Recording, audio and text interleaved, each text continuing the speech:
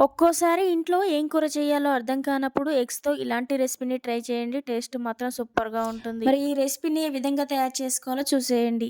ముందుగా స్టవ్ పై ఒక ప్యాన్ పెట్టుకొని అందులో ఆవాలు, జీలకర్ర, మెంతులు వేసుకొని లైట్‌గా వేయించుకోవాలి. ఇలా వేయించుకున్నాక వీటిని మిక్సీ పట్టుకోవాలి.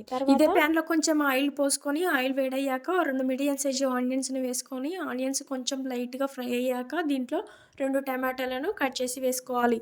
టమాటాలు కూడా ఉడికాక ఆవాలు, మెంతులు, జీలకర్ర మిక్సీ పట్టిన పొడిలోనే దీన్ని కూడా వేసి 5, 6 జీడిపప్పు పలుకులను, 5, 6 వెల్లుల్లి రెబ్బలను వేసుకొని మెత్తగా మిక్సీ పట్టుకోవాలి. తర్వాత స్టవ్ పై ఒక గిన్నె పెట్టుకొని దాంట్లో తగినంత ఆయిల్‌ని వేసుకొని దీంట్లో ఒక ఆనియన్స్‌ను చిన్నగా కట్ చేసి వేసుకోవాలి. తర్వాత దీంట్లో పసుపును కూడా వేసుకోవాలి. నెక్స్ట్ వచ్చేసి మిక్సీ పట్టుకున్న పేస్ట్‌ని కూడా వేసుకొని 2 స్పూన్ల కారం, 1 స్పూన్ ఉప్పును కూడా వేసుకొని వాటర్‌ని పోసుకోవాలి. దీంట్లో కొద్దిగా కసూరి మేతిని వేసుకొని బాయిల్ చేసి పెట్టుకున్నటువంటి ఎగ్స్‌ని కూడా వేసుకోవాలి. ఎగ్స్‌కు మిడిల్‌లో ఇలా ఘాట్లు పెట్టుకొని వేసుకోవాలి. ఇప్పుడు దీనిపై మూత పెట్టి ఒక 50 మినిట్స్ పాటు లో ఫ్లేమ్ మీద ఉడికించుకోవాలి. తర్వాత దీంట్లో కొద్దిగా ధనియాల పొడి, కొత్తిమీరని వేసుకొని స్టవ్ ఆఫ్ చేస్తే సరిపోతుంది. ఎంతో టేస్టీ అయిన ఈ ఎగ్ రెసిపీని మీరు కూడా ట్రై చేయండి. అలాగే ఈ వీడియో కనుక నచ్చినట్లయితే తప్పకుండా లైక్ చేసి సబ్స్క్రైబ్ చేసుకోండి.